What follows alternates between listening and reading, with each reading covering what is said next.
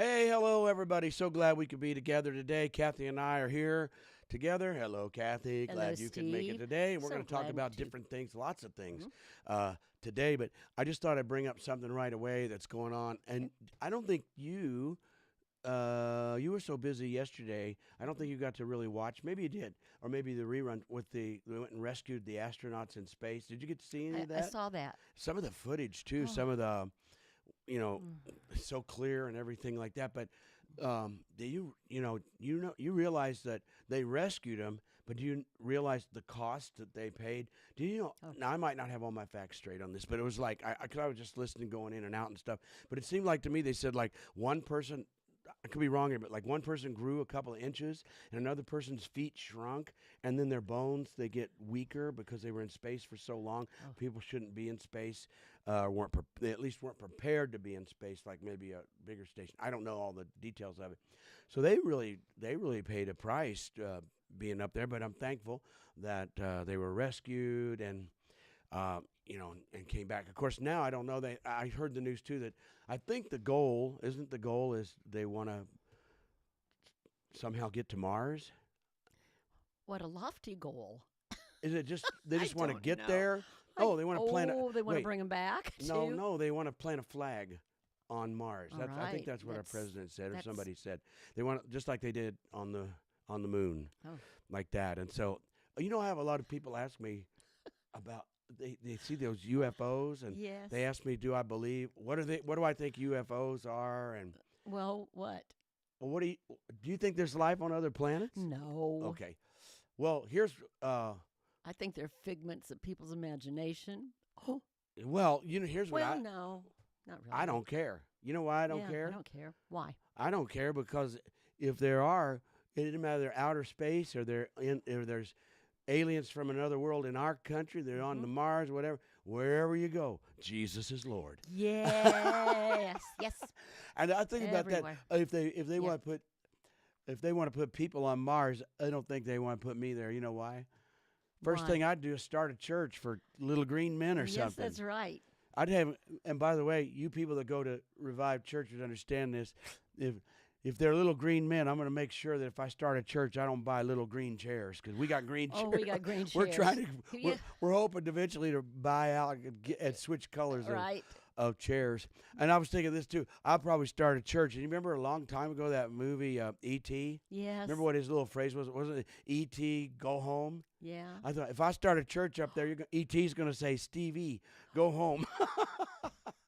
So I don't think I'm ever going to go to Mars. No. Okay. And but wherever you go, whatever you see, whatever you hear, I tell you, Jesus is the Lord of all. Jesus. Yeah. is So Lord. that's the exciting part about it. So I love mean, that. Yeah. okay, people can get into it. Maybe it's important. It may, maybe it's scientific, or maybe it's just a challenge or whatever. But it doesn't affect me because wherever I go, if I went flying off into the universe, Jesus will be Lord wherever I land. That's right. Or if I just get to be like in that Wherever you movie are. where that guy's just floating around out there forever, and he just float. I don't know, some movie where a guy fell off a he space fell off station, his and he just floats around forever, Yeah. whatever. But even though wherever he floats, Jesus is Lord. So anyway, it's okay. It's Yeah, all right. I it's think I okay. want to be supportive Yeah. of our government and some of the great men and women that are Mhm. that's what they feel they should be doing, and Right. I'm fine with It's that. But good. but I don't get into aliens and that too much, and UFOs, and kind of they have these like these monster people that not monster animals people, and I think they AI them, and then they say that this Yeah. creepy thing was in their yard or something, but I don't know, you know. So Yeah, well, Paul said we're aliens. Christians are the aliens and the oh, immigrants and the people. We're not of this world. why didn't I think of that? Hey, So now if they say, do you believe in aliens? I'll say, yeah, I are one. I are one. Good for you. Gotcha. yay! Yeah. So what do you want to talk about today? I'd like to talk about marriage. Besides aliens. Yeah, Okay. well, good. Let's switch. Let's talk about marriage today and how did God invented marriage, right? And so, what's your take on it? How are you feeling about marriage? And since I've been married to you, these 50 years, you've learned a lot. Yeah, I would say you've learned a lot. First of all, April 26th is coming up. It's a Saturday Yes. night Oh, yeah. or Saturday in the afternoon, like 4 or whatever. you and I are going to be, I guess we're teaching on marriage or whatever. So we have to decide what direction we want to go. But let's see, marriage. Well, the first thing, you already said it. The first thing is God. We got to remember God invented marriage. Yeah, he did. And I like that because none of what we've gone through for the last 50 years is my fault. Steve Gray. It was his idea. You can't blame God. Yeah, it was his idea. It was his idea. So if you're Okay. struggling in your marriage, just say, okay, Oh. it's God invented it, so we just got to go along with it, right? Because it's important to God, right? So God invented marriage, and the first one didn't go very well, really. As you know, it said that Eve was tempted and she fell for it, and then she goes back and convinces her husband to eat from the fruit. And then they have kids, and one of them turns out to be a murderer and kills his brother.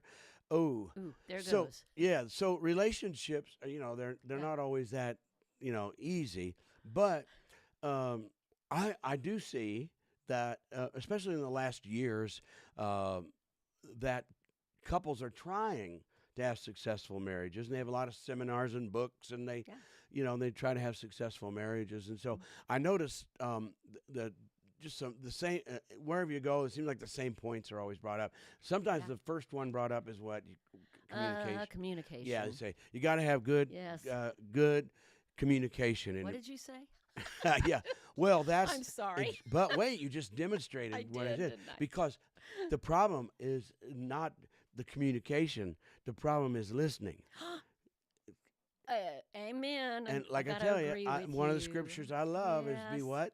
Quick to hear, quick to listen, slow to open your mouth. Slow to speak, quick to listen. Yay. Yes. Why do we have so? Yeah. It's rather than try to be a better communicator, which is good, like that.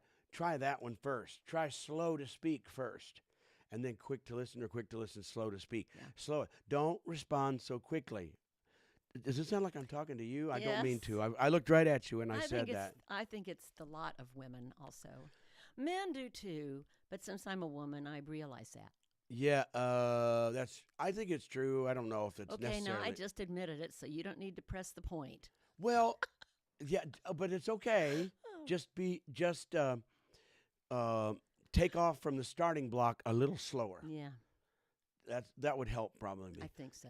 And because most men do respond a little slower unless they get angry or mad or whatever like that. So so communication always comes up together, and I Okay. think a lot of them today who want a better marriage, they say, well, we need to start going to church. I've many years I see people in that, and I say, well, do you go to church? Or maybe I used to counsel a lot of marriages, and I don't anymore because we have so many great teachers and counselors and things, and there's so many other things I'm doing. But I used to say, well, you need to start going to church and get in a routine, right? A routine. There needs to be, in my opinion, a sacred time set apart for God, and that helps a marriage, I think. And of course, going there and just the atmosphere and all that kind of stuff. And of course, you and I know that there needs to be a great dose of forgiveness, because people make mistakes, do dumb things. Good intentions can do dumb things, and then some people just do dumb things with and they're bad intentions. So you need a lot of forgiveness and a lot of grace. And so all these things, wherever you go, they have these seminars and teachings and books, and it seems like those get. And I left one out. Yeah. There seems to be something real popular with some people. So they have communication, go to church, forgiveness, and grace, and then some of them have a date night. Date night. Date night. What is a date night? I mean, I'm kind of speechless here. What's a date night? You know what a date night is. You mean you set aside time, husband and wife, and it's so important, and you so got they to go on on your a date night. I think they go once a lot of pressure. We got to go right now. This is our. Is there pressure with that? What do you think? I think a lot of them have they have I'm a date sorry. night once a week, I think. Okay, once a week. But It can't be once a month. Well, I got to say, I don't know from much experience Why not? what a date night is, because we don't have them. Oh, my word. Sorry, everyone. Well, we don't really We don't go do on date a nights, do we? date night. Do you know why? Because it sounds like Yeah. I'm anti-date night, and then I talk to people, and they they do the date night thing. Yeah. I don't care if it's It's good for you. It's okay. good, but Yeah. we don't. No. Well, I don't do it. I don't date. Therefore, I don't do it. Well, that's true because once you get married, I quit dating. Thank God. No, you mean me. Oh, I yeah. but that's not why. Oh, yeah. Okay, let me explain why to me. 'Kay. Okay, Yeah. so date night.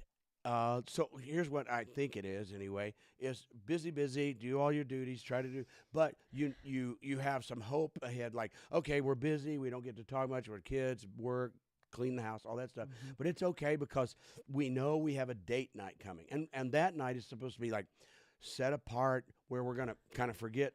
We're going to sit across from each other and go on a date or go to a Yeah. restaurant, go to a movie, go out and do something, just the two of us. And when we're going to set that time aside for date night. Okay, so I get it. That's not bad. And somebody came up with it. But the reason I don't do it is because it reminds me too much of what so many nominal Christians, millions of them, go to church on Sunday. And they set apart Sunday morning to go be a Christian. And they go and they talk God and they sing songs and they pray and they do it. And then as soon as they walk out of church, they go back to being who they were, living how they want to live, talking how they want to talk, like we already mentioned, and so for me, it's like date night is also like, well, we're so busy all the time, but don't worry, we got a 2-week vacation this summer. We got a vacation, and when we go on a vacation, then we'll be romantic, we'll be kind, we'll be nice. So for me to set Right. aside a time to be special Mhm. doesn't work Yeah. because what I like is to work in a date night attitude all the time. Right. Yeah. And that's my That's it. goal is to bring Right. the attitudes of that in. So I don't care about date night or anything like that. And it's great for everybody else. But to Right. me, it's like the people that they go to church just on Sunday and then they forget about God. And so we're going to have date night. We're going to look in each other's eyes. Then when you get home, I'm going to live selfishly again and do all the duties I got to do. And we'll go about our business. Yeah. And then we'll have another date night and we'll look in each other's eyes again. Okay, so I get it because people are busy and they do it. Yeah. But like I said, if for my goal with you Mhm. and others is to somehow incorporate the attitude of Sunday morning church into our Monday morning lives Right. or Tuesday night lives. Right. That the encouragement of God goes on and on, Mhm. and the presence of God goes with us. So the presence of the date night is good if you do it here, but we need to take it home and keep Yeah. something of that still going. All the time. So that's Yeah, me. Really. I'm sort of doing it tongue in It's cheek true. because it's just something I can Yeah. upset people.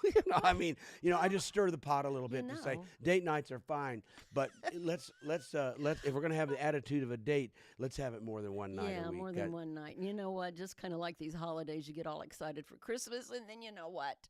Christmas isn't the perfect way you want it to be, and sometimes the date Yeah. night doesn't turn out right. And Yeah. then you go, "Ugh." Okay, But anyway, okay, let's now leave date night you- because I'm not that serious about it. I'm No, kind I of know- tongue I in know cheek. you're not. I know you're wanting I'm me to having a little move bit of- on here. Listen, you've talked.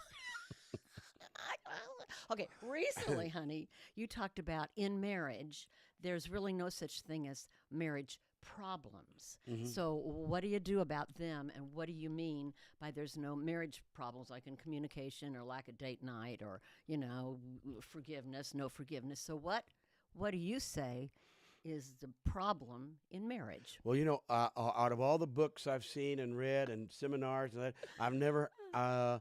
They're all wanting to solve their bad marriages or marriage Right. problems, and I've never heard anybody get up and say, "Folks, let me tell you, there's no such thing as a bad marriage." What? Yeah, there's just bad people who got married. Oh, Isn't that true? that is the truth. Bad people got married. Bad people. And if they didn't get married, they'd still be a bad person. So there's no such thing as marriage problems. There's people problems.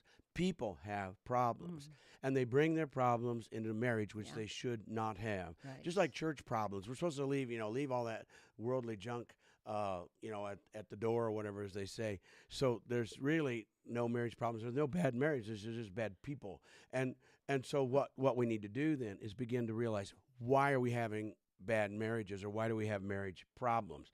It's because people. And now I'm gonna switch it over to believers, Christian marriages, because Right. Yeah. that's who we influence the most, and that's who we have the most contact with Mhm. and listen to us the most. So what I don't get is that whether you're married or single or wherever you go, that there should be, in my opinion, a requirement, a personal requirement, that the first thing I need to do is to begin to walk by the Spirit and have the fruit of the Spirit. Yes. You know, one of the problems in the Pentecostal, charismatic, Word of Faith, full gospel movements that believe in the gifts of the Spirit and the power of God and healing and prophesying and all that stuff, and you'll have it. I heard a guy yelling the other day, I've been called to be the prophet of the end time or something like that, or apostle. Somebody visits our church and wants me to let him have the microphone, all that kind of stuff. You know, the problem with that is, and why we shy away from that, is because so many people, they start moving forward, want to do things for God, and so they want to jump right into the gifts of the Spirit. They want to prophesy. They want to heal the sick and all that kind of stuff, which is good. But before you become the prophet, I think it should be a requirement on yourself that you walk in the fruit of the Spirit before you try to walk in the power of the Spirit. Right. And so, you got to have, come on, Mr. and Mrs. Prophet. Where's the love and the joy and the peace and the patience and the kindness? And so many, they want to be the prophet or the apostle, and they get edgy, they get edgy and dominant, and I'm a prophet, and pushy. Make way, here I am, and all that kind of stuff. And so they... that doesn't produce change for people. No. Or in people's lives. And then they get frustrated, like, I'm a prophet. I don't know how many 100 times that's happened to me. I'm a prophet, and my pastor at my church won't let me prophesy. Well, I kind of get the feeling that you're a little pushy with your personality, and if you had the fruit of the Spirit and you're walking by the Spirit, in the Spirit, that kind and nice people get places, right? I agree. And so there's people problems. So what we want to do is to solve marriage. You're not going to. And then the other side of it is when people say, I have a bad marriage, then you start listening. Do you think you got a bad marriage because you married somebody bad? Yeah, right. That's what they think. Or you're married a problem person. Well, that is not going to work. You need to realize that you're the problem person, and it doesn't matter if that other person's even a bigger problem person. You're never going to get changed marriage until you change. Yeah, that's right. And Steve, I've watched you change over the years so marvelously and so quickly. When we first came to the Lord, you started just taking off and yielding to the Holy Spirit, working on your character, your humility, feasting on the Word of God, which molded you and made you. And through all these years, you have been a great leader, someone who moves with compassion, always looking for the mercy and the grace. And, you wake up every morning saying, who can I help? Who can I help in their lives, and how can that change their lives? And such a great leader, and someone who you've proven you keep unity in our church body. You keep a calmness and a peace, and yet a challenge for the people to continue to grow. And you know how to hold our family and our marriage together by who you are. You just do that. And also our whole congregation feels that impact. And I'm so thankful for that. And I love you so much for your leadership. And you changed years ago, and you just maintain that. And it's blessed so many people. Well, thank you. Thank you. Yeah, and what you're saying is for our friends and those listening, that's really the answer. Yeah. Even Paul said if he used the women, because in that day a lot of women were getting saved and filled with the Spirit and going to, we'll call it church. Sometimes it was synagogue church, and women weren't allowed to go before, and so then they go, but they would still have husbands that were not saved and born again, still in paganism. And so they would say, should I divorce my husband? Yeah. And they said, no. Here's what you do. You go by your good and righteous, and let's just say by your fruit of the Spirit life. That's how you're going to change your husband. How? By you changing. Hallelujah. And it's not just husbands. The husband's the same way. That's how, listen. Yeah. That's how you change your family. That's right. How about you your change. kids? That's how you kids. That's how you change your kids. If you want to have a successful marriage, or you want to have successful kids, you want to have a successful church, you want to have a successful job. Yeah. All the irritants that are there can come back on you. And I know for a fact, before our lives changed so much because I changed, we had a good ministry, but it was kind of in that small country church, and nobody really cared what we did or who we were.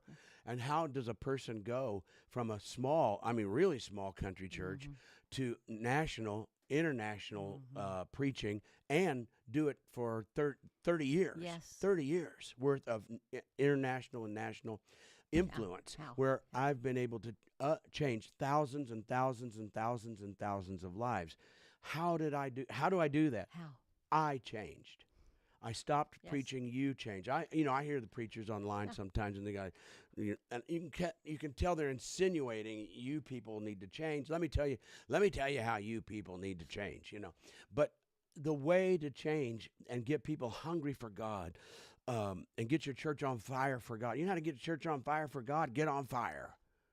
As I'm talking to Yes. leaders, but really it doesn't have to be Leaders. leaders. It can be Right. anybody. Yeah. Worship leaders, Yeah. Sunday school, nursery workers, whatever. People get on fire. Break this nominal, just walk middle of the road calmly Christianity. Set yourself on fire, right? Amen. And Yeah. change. Yes. Get a priority, and we need to have such restoration today of just the basics. You know what the basics are for me? Like Paul said that he's concerned that we'll get deceived and lose our pure, sincere, and pure devotion. Right. Okay, we want to have great marriage, great kids, great job, great church, all that kind of stuff. Devotion. Get sincere and pure, devoted to your family, to your kids. Let's back up. Probably should have said God first, but you know what I mean. Church, the things God's doing, become a devoted person. Today, we want to be disconnected people. We want no obligation on us. So we don't want to commit because we're afraid that we'll be obligated then. And what a joy it is to commit with an obligation. If people, like you hear me say, stop giving yourself options. When you get married, you got no more options. You're stuck, right? Yeah. You need to grow. You need to change. You Yeah. need to fix a lot of things, but you're stuck, or with people, you have children. That's it. You got to be totally devoted. And I'd like to add some more words towards Jesus. To devoted, we need to restore loyalty, devotion, loyalty, sacrifice, the joy of serving. And all that has been lost. It's not in Christianity anymore with the majority because they're not being taught it. So therefore, pastors, leaders, husbands, wives, we all want the same thing, right? Yes. We want to have a peaceful life. We want to have a blessed life, blessed kids, successful in life, Yes. all those different areas. And you go like, how do you get there? Change. Stop. Just stop giving yourself the option to be a jerk. To think, stop those thoughts. You have the power to stop thoughts that are wrong, that are not. There's no evidence of anything. I just feel like my husband. I used husband again. Now I'm talking to wives. I just Okay. feel like they don't like me. I just Right. feel that they don't love me. I feel like they disapprove of me. Why are you feeling everything? Why are you feeling?